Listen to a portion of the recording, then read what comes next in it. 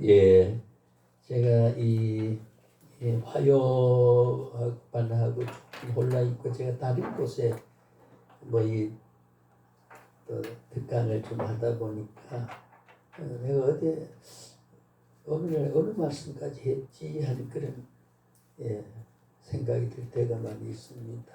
어쨌든 우리가 전 시간에 중복된 말이라면 복습이라고 생각하고 이야기를 진행하도록 하죠.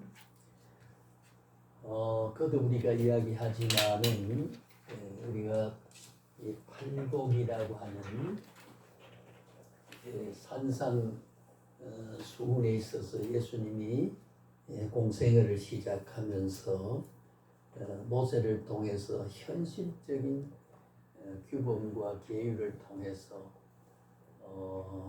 그 참 산만하고 혼란하고 어지러운 애굽에서 불러낸 그 많은 사람의 하나님의 백성을 언약 백성으로 삼고 주의 백성으로 삼기 위해서는 소위 율법이라고 하는 모세를 통해서 받은 율법을 통해서 하나님의 백성을 이루어 가도록 했고 거기에 이어서 주님이 이 땅 위에 공생애를 보내시면서 갈릴리 어느 산에 우리가 팔복 제가 기억하는 건 팔복교회는 꽤 이래 아치형으로 이래 창을 일으키기 위해서 그 규모가 안정된 규모로 가보신 분은 알겠습니다만은 팔복산에 팔복교회의 기념교회를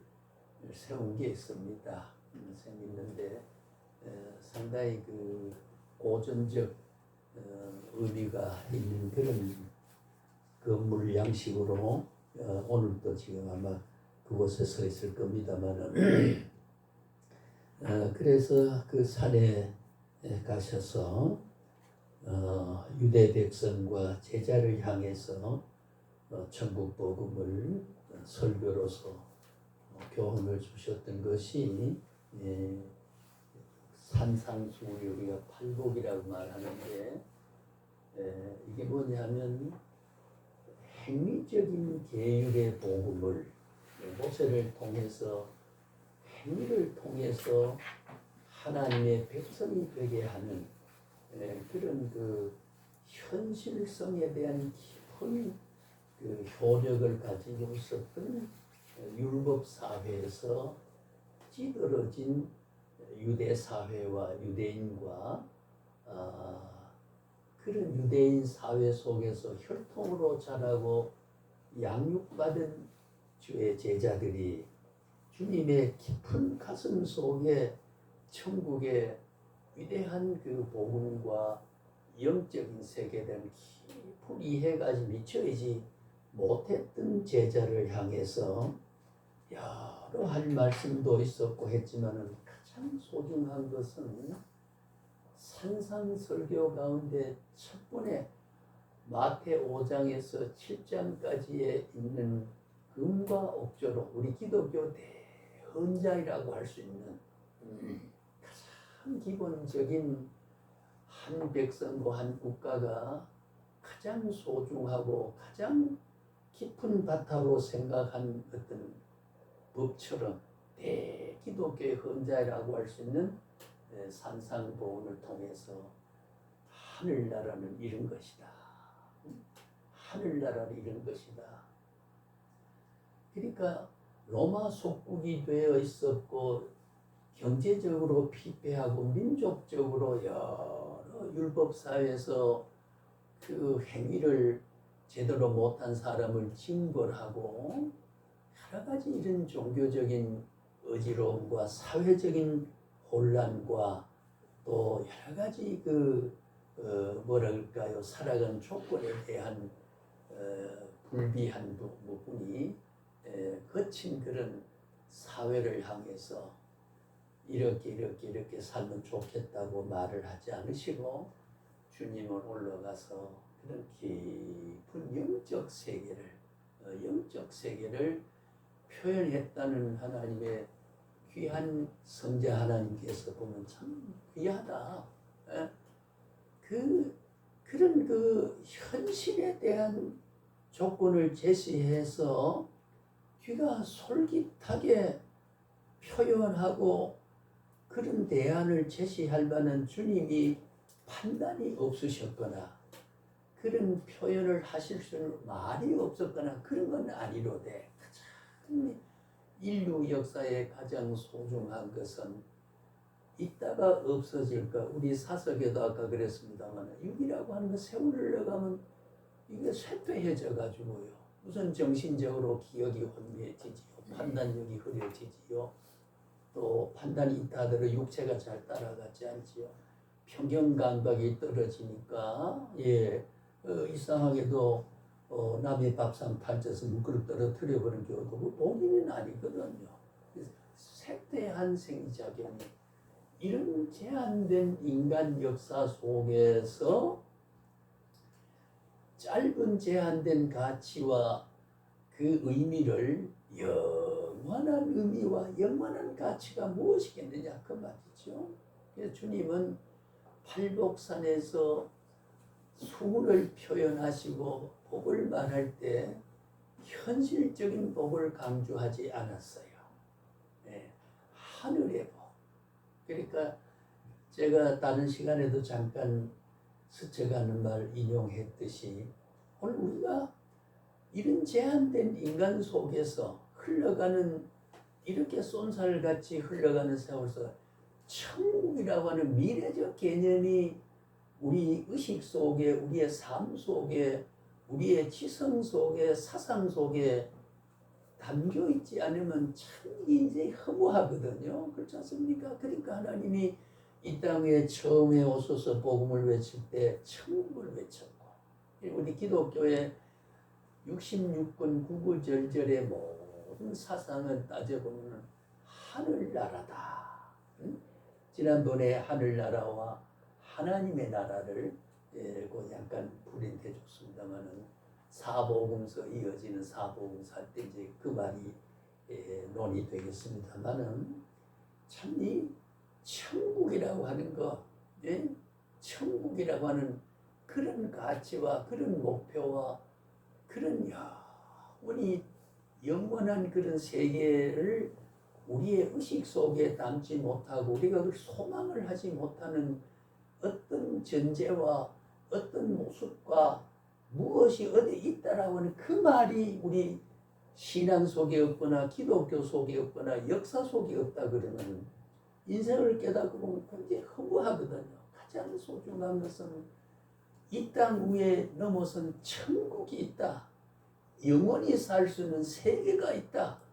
라고 하는 것을 짤막한 제한된 허무성에 있어서 영원히 소망을 가질 수 있는 가치를 이 땅에 선포하고 보여주시고 설명하고 전하고 이끌어 가셨던 이 위대한 우리가 기독교의 사상과 복음이라는 것은 참말로 예수 믿게 되는 것이 얼마나 귀하다고 하는 것을 우리가 가질 수 있는데 그래서 우리가 이 8가지 복의 사상은 현실 복이 아니에요.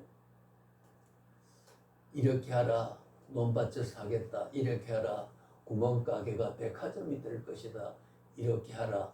그렇게 되는 말을 하면 아마 세상 사람이 아마 우리 한국 5천만이 아마 3천만 원 교회다 될 게 아닌가 싶은데 그게 없고 심령이 가난한 자는 복이 있나니 뭐가 뭐 할 것이요. 보면은 현실적인 복이 아닌 것이 얼마나 귀한지 모른다는 거예요. 왜? 제한 속에서 무한의 가치를 주고 현실성에서 이상적인 세계를 우리에게 주게 되고 그 짤막한 인생의 허무에서 소망스러운 이야기를 전해줬다고 하는 것은 험한 말이 아니라 얼마나 귀한 눈을 뜨게 하고 얼마나 우리의 영적 세계를 바라보게 하는 인간의 이 담에서 저 담 너머 세계를 바라볼 수 있게 했다는 것은 한 일이 아닐 수 없는 것이요. 그래서 이 팔복을 우리가 신학적으로 그 이념과 정신을 바로 알게 될 때에 참 소중하다. 만약에 우리 기독교가 산상수훈이 없었다고 하면, 산상수훈이 없었다고 하면 주님이 이 땅에 공생애를 사복음이 없었다고 하면 참으로 우리가 살아가는데 얼마나 허망한 인생이 됐겠느냐, 그런 생각을 우리가 하게 되죠. 그래서 오늘 우리가 이 팔복이라고 하는 것은 기독교의 물질적인 성격을 벗어나서 영적인 위대한 세계를 우리에게 눈을 뜨게 해준다고 하는 것에 귀한 진리의 가치가 거기 있다, 그렇게 생각할 수가 있습니다. 그래서 우리가 팔복은 우리가 이렇게 말을 해보죠. 요 팔복은 우리의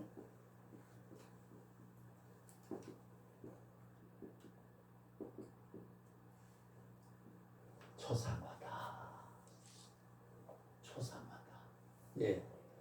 팔복은 나의 모습이다, 그 말이에요. 나의 모습이다. 팔복을 보고 내 인생을 보고, 내 인생을 보고 팔복을 바라보는. 그래서 우리가 깊은 이념과 가치와 사상을, 팔복을 이해하고 보면 기독교인에게 예수님이 힘주어서 팔복의 말씀을 해주신 것은 오늘 우리의 그 자체는 초상화다. 그걸 따지고 초상화의 원형은 주의 모습이다, 그 말이죠. 그렇죠? 주님의 모습이요. 주님의 모습이 세상에 새겨진 거니까 주님의 원형적 모습을 우리는 비춰진 초상화가 되어 있다고 말이죠. 팔복의 사상은 주님의 모습이요, 주님의 모습은 우리의 모습으로 초상화가 되어 있다. 여기를 살지만은 하늘을 동시에 살고, 시간을 살지만은 영혼을 살고, 이러한 우리가 제한 속에서 초월적 세계를, 주님의 초월적인 모습을 우리의 현실적 모습으로 각인이 되고, 이걸 오버래핑, 하나의 중첩이 되고 포개져서 볼 수 있는 모습이라고 생각할 때에 정말로 깊은 영성적 자료를 이 산상 팔복 속에 담고 있다, 그렇게 우리가 생각을 해볼 때 복음 중에 복음이 아닐 수가 없다. 그래서 귀한 우리가 모습으로 받아들이고 있습니다. 또 한 가지 우리가 정리할 건 이 팔복이라고 하는 것은요, 어떤 그 계율이 아니에요. 요 팔복을 우리가 계율이다. 지키면 살고 안 지키면 죽는다.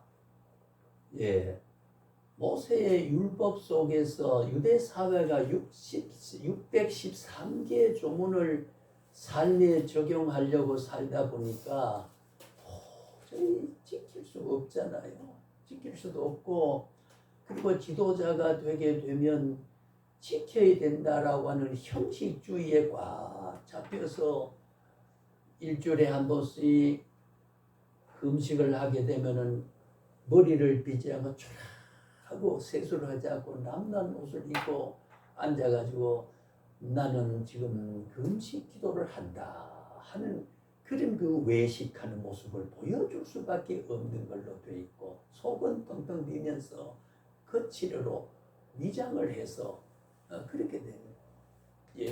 그러니까 뭐예요?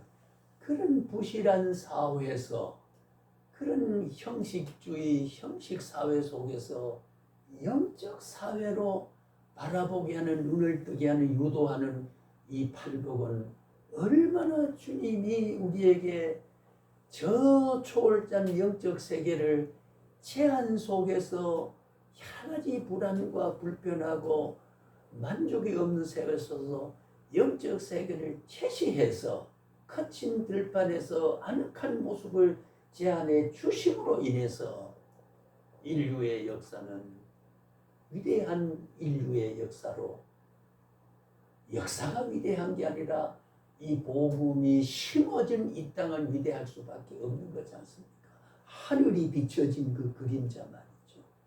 하늘이 비춰진 우리의 초사, 그런 의미에서요, 우리가 사람을 미워하지 말아야 된다 하는 것은 주님의 초상화이기 때문에 우리가, 그리고 하나님의 모습을 똑같게 만들어 놓은 모습이기 때문에, 그리고 너를 위해서 십자가를 피 흘려 치셨기 때문에 우리의 모습 속에는 골고다 언덕에 흘린 핏방울이 내게 딱 찍어놨기 때문에, 저 사람을 무시하면 피 묻은 핏방울을 무시해버리게 되니까, 항상 하나님 사랑과 인간 사랑은 따로따로가 아니고 언제나 첫째는 하나님의 사랑하는 것이고 둘째도 이와 같으니, 첫째로 사랑하는 것과 같으니 이웃 사랑을 네 몸같이 사랑하라 하는 이런 가장 그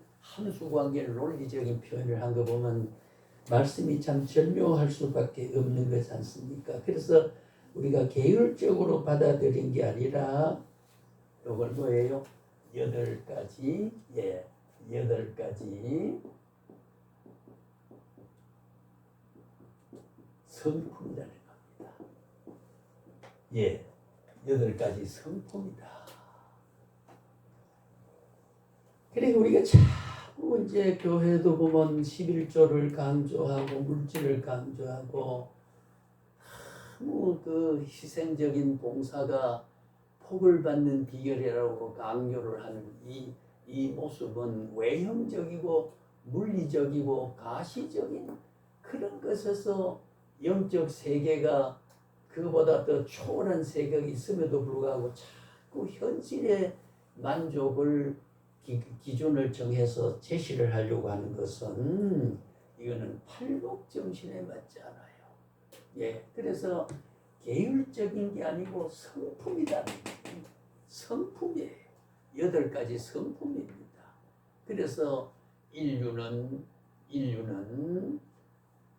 이 성품을 쫓아서 인간은 성화가 되어야 되고 인간은 다듬어져야 되고 이것을 통해서 하늘나라 세계에 살아갈 수 있는 영원한 세계를 푸는 그런 성격으로, 성품으로 받아들이고 그걸 일깨워 준 것이 발복이라고 볼 수 있는 거죠. 그래서 발복은 명령이 아니에요. 명령형이 아닙니다. 그 학술적인 용어로 말하게 되면은 임프라티브, 명령이 아니에요.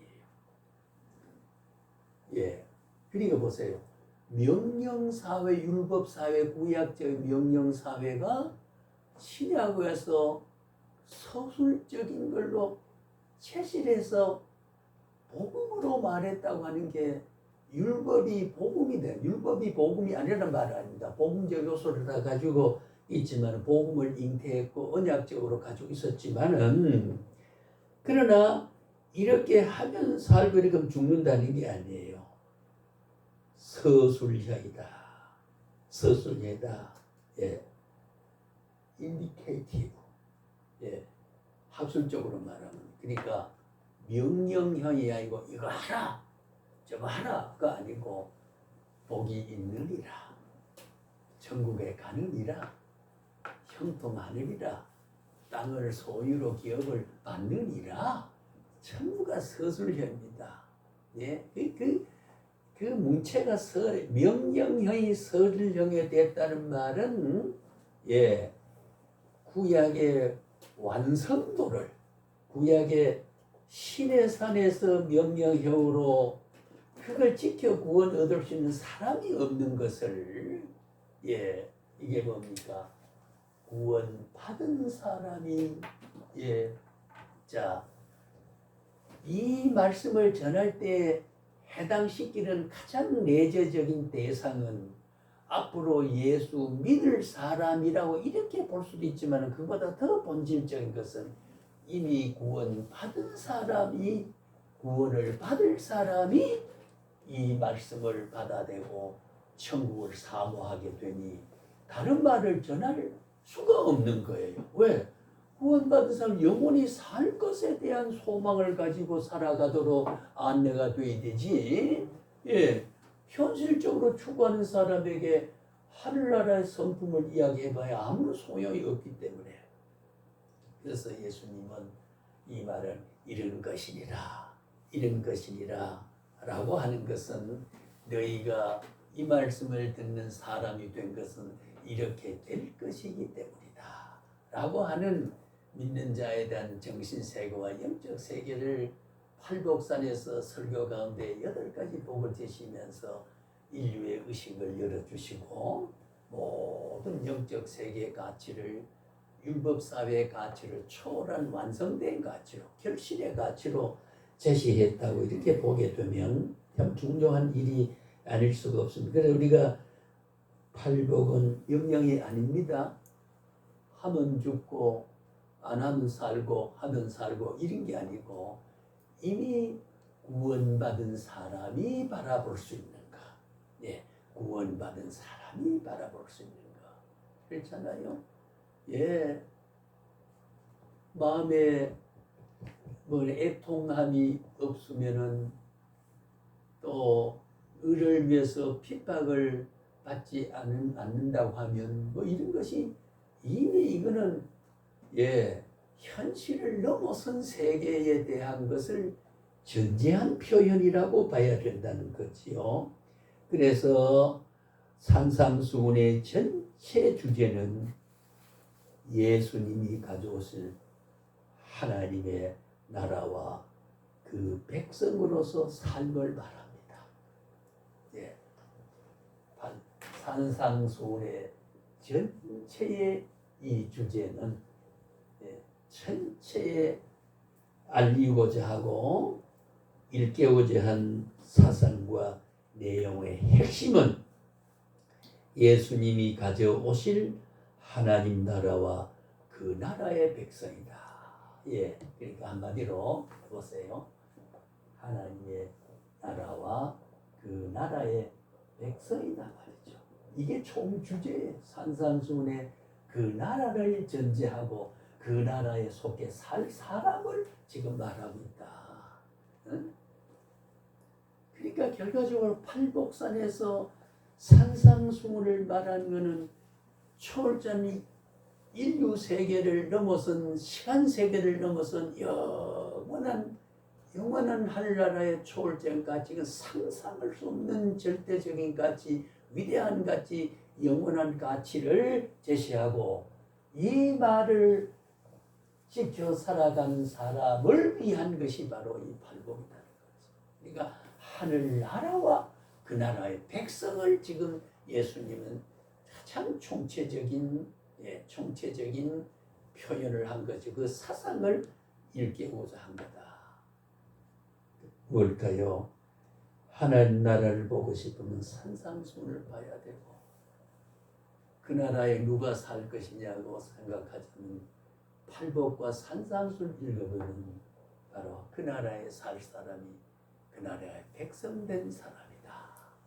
이게 참 중요한. 그러니까 이게 기독교 헌자이라고 하는 대헌자라고 말할 수 있는 만큼의 가치 부여를 그렇게 할 수가 있습니다.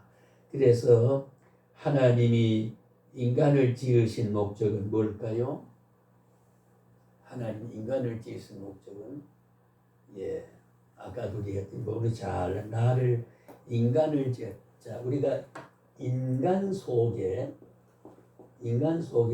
나가 있을까요 없을까? 우리가 초등학생하고 대화하듯이 한번 나눠. 인간 속에 나가 있을까요 없을까요? 예, 당연히 인간 속에 내가 있는 거죠. 그렇죠? 인간 속에 내가 있는 거죠. 나라는 인간 속에 우리 속에 있고 우리는 나고 그래서 하나님이 인간을 지으신 목적 그러면은 우리가 소문에서 하나님이 나를 지으신 목적은 내가 이 땅의 넓은 대지 위에 내 생명 하나가 여기에 나타난 것은 그 그걸 우리가 디바인 릴레이션십, 신적 관계에서 자기 자아를 인식해 보면 하나님이 나를 지으신 목적이 있다 그 말이에요. 우리가 전체 속에 어울려서 내 개성이 없는 게 아니고 나라는 존재가 나를 내신 목적이에요. 인간 내신 목적이란 말은 나를 내신 목적이다 그 말이잖아요. 예, 나를 내신 목적 그 말은 내가 살아야 할 목적, 존재했어야 할 목적, 살아간 이유의 목적, 어떤 일을 해야 할 목적, 모든 것은 신적 동기를 가지고 있다. 하나님이 의도된 생존을 내가 부여받았다. 예, 그리고 우연적인 아니에요. 그러니까 산이라고 사는 것으로는 안 돼요. 왜? 하나님의 필연적인 존재로 의도화되기 때문에. 그래서 내 인격 속에 하나님의 형상을 그대로 불어넣어줘서 내가 하나님의 성품을 닮아가는 사람으로 백성이 됐기 때문에 그 뭐냐? 그 목적은 영광을 위하여 찬송하게 하기 위해서다. 자, 우리 한번 이사야 43장 7절이나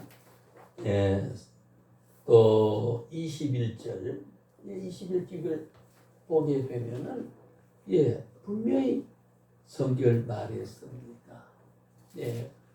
자, 우리 한번 성경을 제가 확인해. 이사야 43장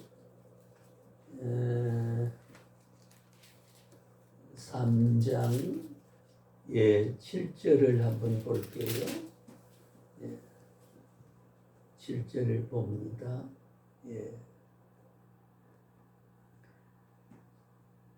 이사야 43, 7절 확인합시다.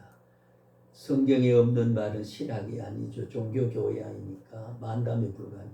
내 이름으로 불려지는 모든 자 곧 내가 내 영광을 위하여 창조한 자를 오게 하라. 내가 내 영광을 위하여 창조한 자를 오게 하라.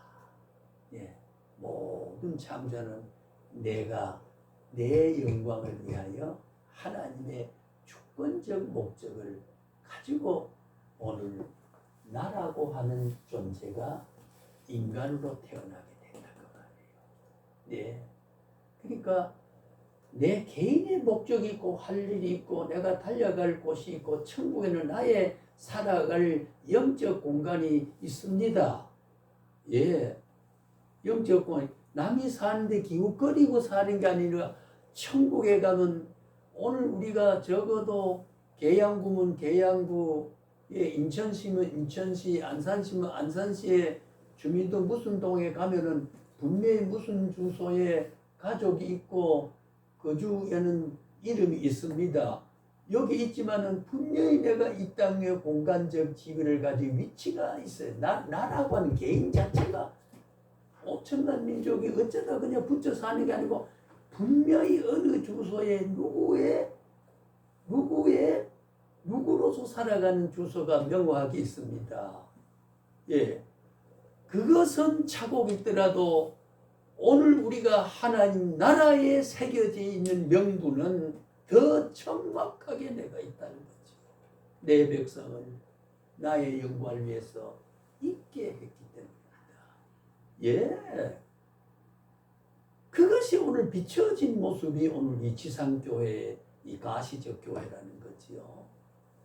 존재가 영적 교회가 선제적인 존재고 거기에 그림자로 모형으로 비춰진 것이 지상교회다. 그래서 그 지상교회에 보이는 물리적 교회는 그 내재성은 천국의 속성을 다 가진다. 그래서 성결성, 불멸성, 사보성 이렇게 가지고 있다는 거지요. 자, 내 백성을 내가 위하여 내 영광을 위해 창조한 자 오게 하라. 그를 내가 지었고 누가 지었어요? 내가 지었고 누구를? 나를. 뭐를 위해서? 영광을 위해서.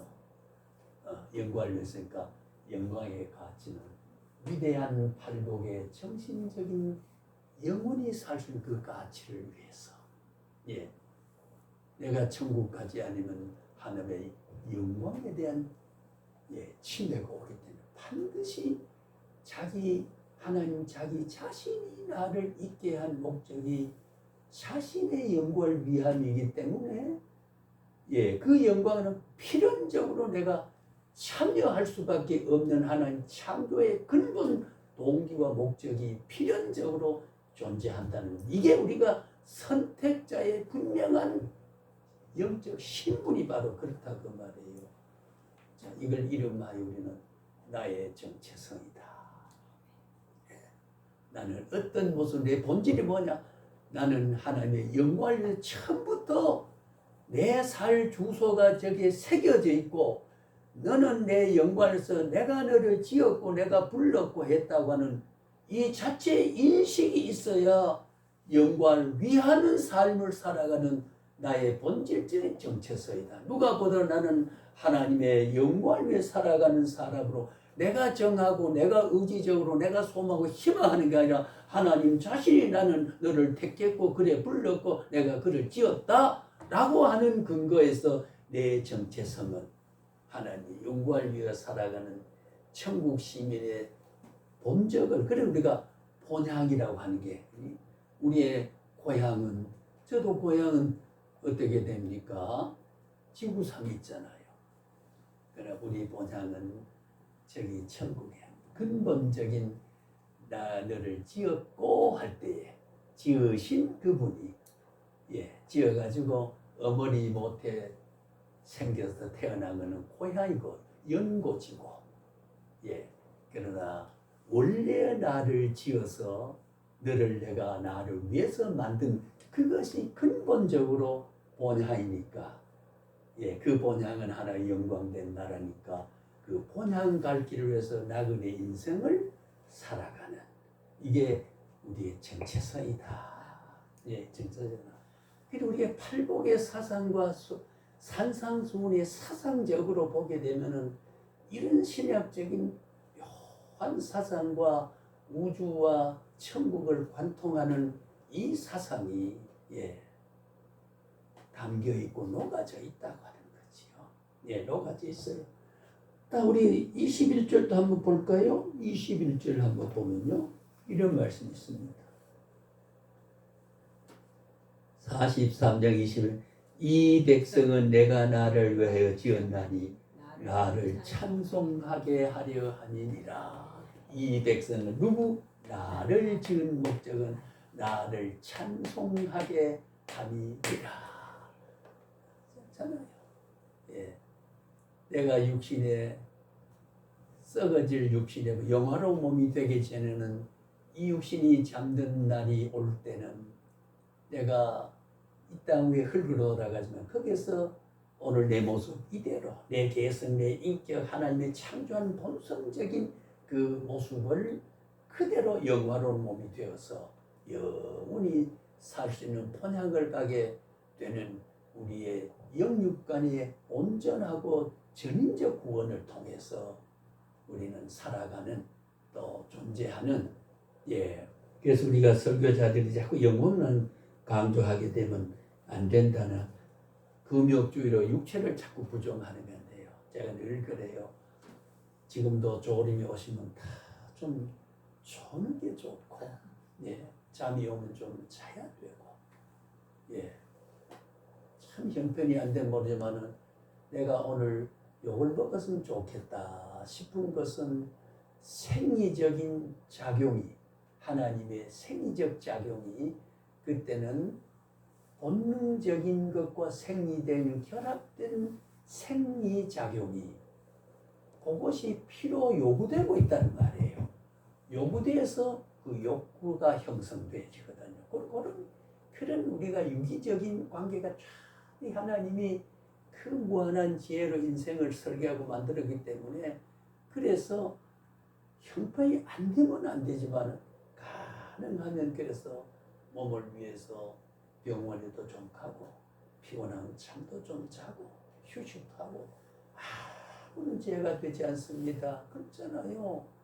영혼과 육체가 분리되면 아멘 사람 말로 하면 영혼은 귀신되고 육체는 송장될 건데 인격이 되는 것은 그 영혼하고 육체하고 결합이 되어 있기 때문에 나라는 인격이 되니까 육체가 얼마나 중요하냐 그 말이에요. 만약 오늘 여기 우리가 육체를 가져오지 않았으면 아이고 저 멀건기 왜 저 흑원 지르고 있나 그럴 거란 말이에요. 그러니까 육체가 얼마나 소중하냐. 예. 그래서 환데이션도 좀 관계 없습니다. 예, 관계 없어요. 금욕주의가 아니에요. 하나님이 주신 육의 조건은 아까 그랬잖아요. 우리가 이것 때문에 기도하러 가고 이것 때문에 하나님 영광을 위해서 공간 이동을 하게 되고 이것 때문에 하나님이 필요한 것을 향해서 내가 살아갈 수 있는 움직임과 인격적 작동을 하게 되는데 왜 육체를 우리가 금욕주의로 자꾸 그래 해야 돼요. 뭐 어떤 사람 보면 육은 쓸모없는 걸 가지고 다니는 거. 그 분리해보지 귀신과 송자인데. 그렇잖아요. 그렇지 않습니까? 참 소중. 그러니까 우리 기독교의 위대한 천국의 가치는 영화로운 몸으로 부활한다고 하는 이 부활체가, 예?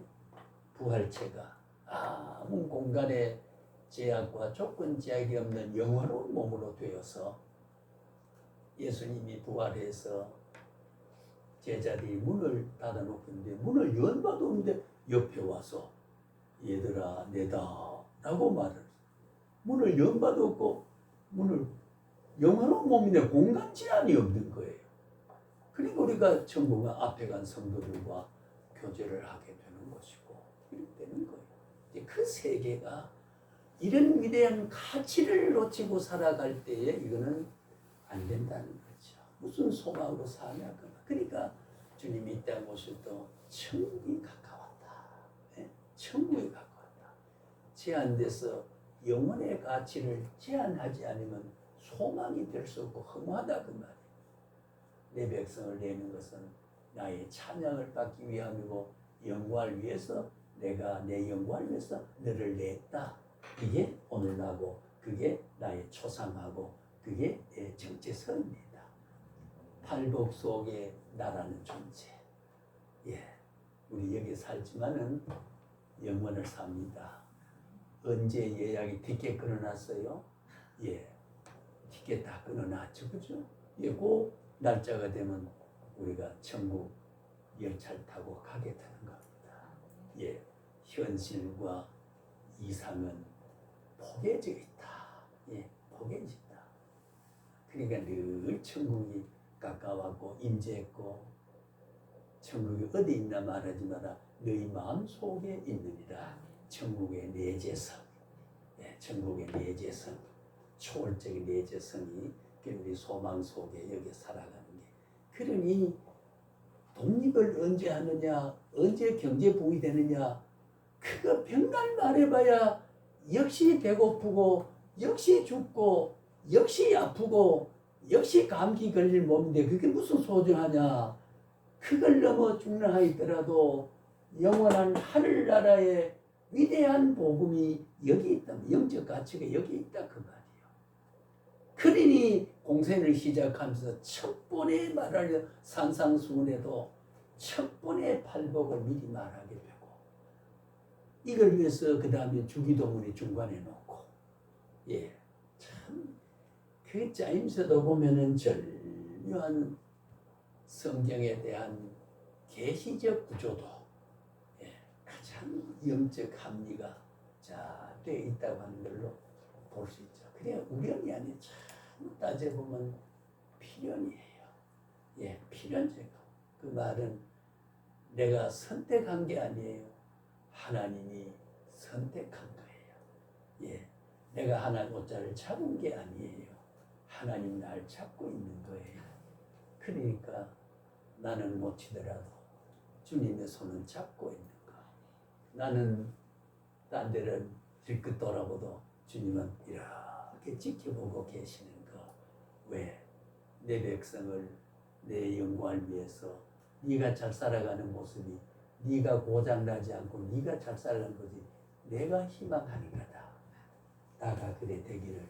그러니 나는 잊어버리지만은 어머니 그렇잖아요. 아이 낳으면 뭐 차가 올지 뭐가 올지 모르고 탈탈탈 그래도 본능적으로 가다가지고 이렇게 돌아보죠. 그리고 엄마는 지금 넘어질까 안 넘어질까 저거 내가 뒤에서 조절 마음을 다 하고 있습니다. 그래서 그 앞에 장애물이 있으면 얼른 가서 또 잡습니다. 차가 위험하면 얼른 가서 잡습니다. 이게 바로 어머니가 자식을 향한 마음도 그런데 그 본능을 누가 줬느냐? 하나님 자신이 줬고 하나님 자신이 인류 역사 택한 자를 그렇게 하시겠다고 하는 축소된 하나님의 정신과 인류를 사랑하는 본능적 모습을 어머니의 가슴 속에 담아줘서 그렇게 자기 못 먹을 걸 못 먹으면서 입을 걸 못 입으면서 그 새끼를 위해서 살아가는 그 희생은 하나님이 준 본능이지. 예. 그 자식 앞에 이기적인 생각을 하게 되면 누가 기릅니까? 귀찮게 젖먹을 그러면 이 새끼 탁 쳐버리고 그냥 요즘 그런 어머니도 있긴 합니다만은. 예. 그래서 오늘 우리는 팔복에 대한 내용은 자세히 보면 되지만은 우리 사상을 팔복의 사상 예. 하나님이 이 설교를 하실 때 하나님의 그 주님의 역사 속에서 역사를 품고 이 말씀을 듣고 영원히 나 있을 곳에 함께 살 백성들아. 예, 그런 말을 산상수훈에 한 게 아니겠습니까? 예, 그래서 수훈이라고 하는 예언하고 후대가 계속 지켜보고 귀하게 받아들일 예언한 교훈이라 수훈이라. 그다음 보배로운 교훈이라고 해서 보배 붙여서 산상보훈이라고 말을. 기독교 헌자이라고 말할 수 있도록. 예, 그런 겁니다. 땅은 발을 붙이고 땅에 붙였지만 내게 진정한 삶은 진정한 삶은 하늘나라에 있다라고 하는 본향을 보고 오늘 또 몸짓 사는 나그네 인생길로 때가 되면 영원한 본향에 가서 근심 걱정 없는데 만족하게 살아갈 그 세월 속에서 살 것을 소망으로 바라본다. 그걸 신앙이라고 한다. 신앙도 에베소 2장 8절에 은혜로 믿음을 줘서 믿음을 줘서 구원받기로 작정된 사람은 다 예수를 믿음이더라 하게 되는 교훈을 우리에게 복음으로 주신 거지요. 자, 그래서 오늘 우리의 삶은 그렇다. 영적인 세계 가치를 자, 조금 더 이야기를 합니다. 자, 팔복의 이분법적 교훈을 우리가 팔복 이제 구체적으로 한번 조금 신학적인 이야기로 조금 접근해 보지요. 원리적인 말을 이제 조금 했으니까요.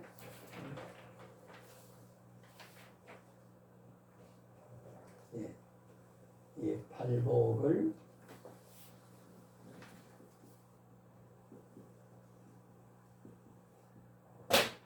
이분법적 앞에 네 가지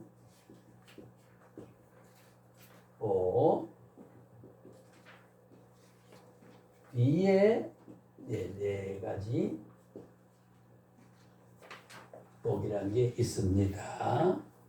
예, 이게 뭔 말이냐? 처음에 네 가지 복은요, 사람이 자신에게 의가 없어서 자신에게 의가 없어요. 우리는 우리 자신이 스스로 의가 없습니다.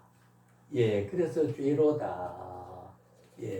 전 우리가 보통 구분 타락이 아니고 자유의지자들은 선을 선택할 수 있고 주님을 믿으면 구원 얻겠다고 하는 선제적 은총이 우리한테 있다라고 하기 때문에 내가 그리스도를 영접해 구원도 받고 그것을 의지로 저버려서 구원을 못 받기도 하다. 이런 것이 이제 우리가 비장로교 교리에서 보면 그런 주장을 하는 사람은 참 그렇게 믿으면 안 되는 게 성경입니다.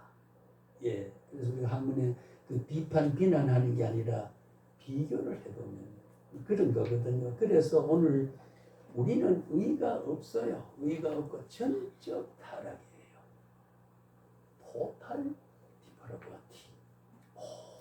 모든 사람이다. 네?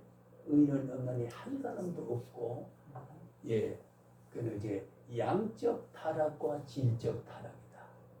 예, 전적 타락, 그래서 학술적으로 전 인류는 예외 없이 타락했다고 하는데 전적이란 말 해석하는 게 whole people, 다 모든 백성이 다 타락했다. 그게 전적 타락이다. 이제 우리가 자유의지를 주장해서 그걸 강조하고 부분적으로는 질적 타락은 선이 남아있다. 선이 남아있다. 근데 우리도 약간의 그런 의미를 새길 수 있는 게 이제 있으면 오늘 그 말씀은 제가 지나가겠습니다만 어쨌든 우리는 전적 타락입니다. 의가 없는 사람.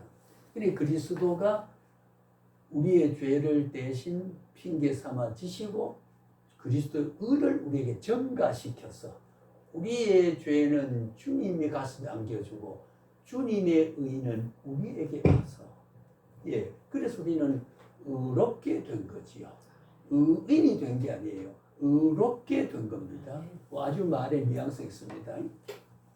의인이 됐단 말은 우리는 의인이 될 수 없어요. 예, 지금도 죄인이거든. 제가 늘 자주 말하지만 우리가 죄를 짓는 것은 죄를 지어서 죄인 되는 게 아니고 죄인이기 때문에 죄를 짓게 돼요. 죄는 죄래. 그걸 우리가 신학적으로 죄의 오염성, 전염성, 전가성, 이동성, 전이성이라고 이렇게 말하거든. 예. 집에 죄가 있으면요, 네, 아이들이 자연 거짓말 따라 합니다. 예. 전가성, 오염성이에요. 예.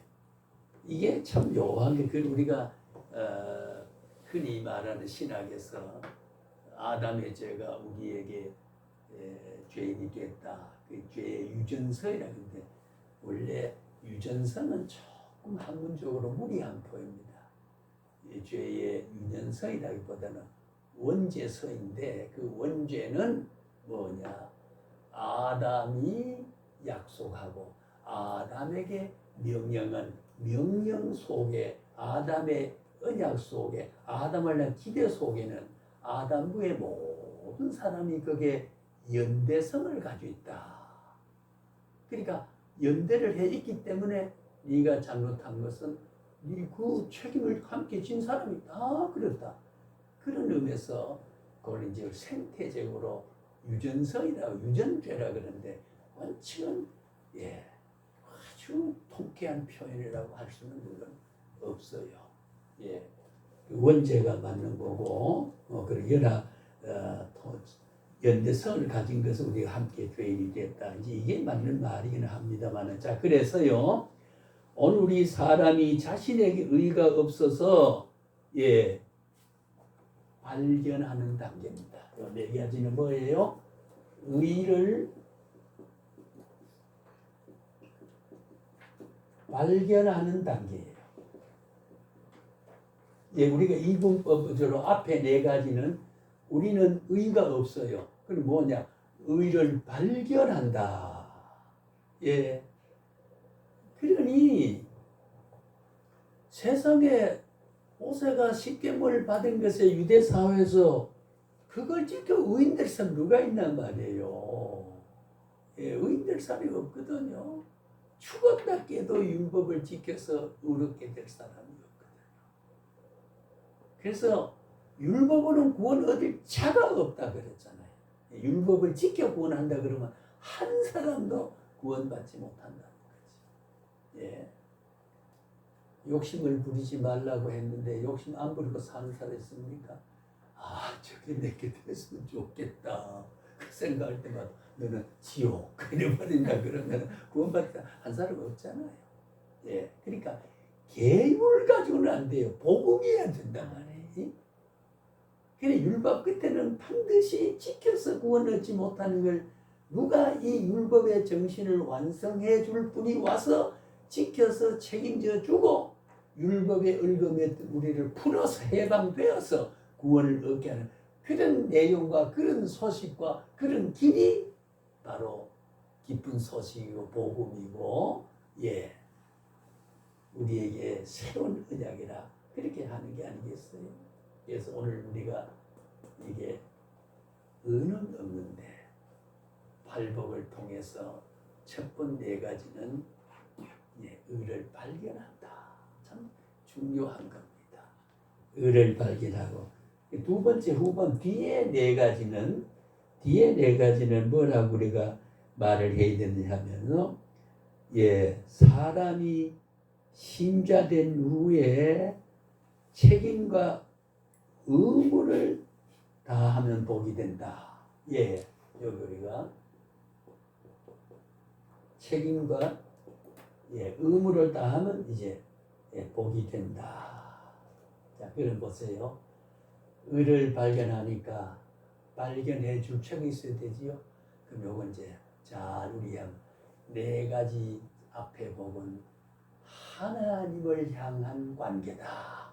예, 하나님을 향한 관계. 어떻게 하다, 어떻게 하면 복된다, 어떻게 복된다. 천국에 참 묘하게도 이 팔복 가운데요. 팔복 가운데 첫째는 하나님에 대해서 하나님과 관계에서 두 번째는 나와 인간 관계에서 이거를 천상적인 문제고 이거를 우리가 지상적인 문제라 그러면은 우리 복음의 입체성이 가지고 있다 그 말이에요. 예, 영적인 말씀을 하셨지만은 인간 나와 인간 관계에서 복이 되는 문제와 하나님 자신의 의로운 신분으로 발견되는 거. 예, 이 두 가지의 깊은 그 구분이 되는 예, 연결이 안 된단 말이 아니고요. 예, 이렇게 우리가 성격을 전 네 가지 복과 후 네 가지 복의 차이가 있다. 여기는 우리가 책임이 있고 의무가 있다. 왜? 의를 발견한 사람이 살아가는 모습. 그렇잖아요. 우리가 의를 발견한 사람이 살아가는 모습. 참 중요한 거거든요. 예, 그래서 네 가지를 되게 구분할 수 있습니다. 다시 말하면 5장 그 3절에 6절 사람이 자기 자신의 의가 없기 때문에 어쩔 수 없음을 발견하는 단계가 예 어쩔 수 없어. 우리는 의가 없어요. 예, 의가 없어요. 예, 그래서 뭐라고 됐습니까? 심령이 가난한 자는 복이 있나니. 예, 첫째 우리가 팔복의 첫 복이 심령이 가난한 자는 이 말은 왜